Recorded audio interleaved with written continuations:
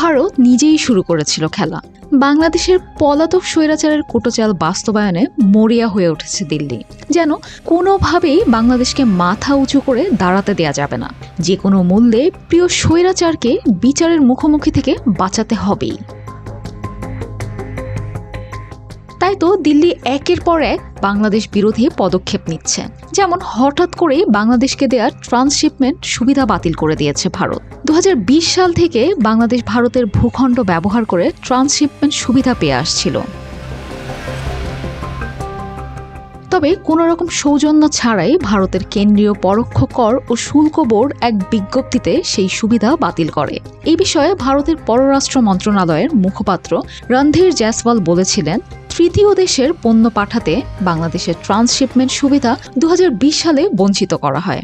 এর ফলে গত 5 বছরে ভারতের বিমানবন্দরগুলোতে উল্লেখযোগ্য জট দেখা দেয়।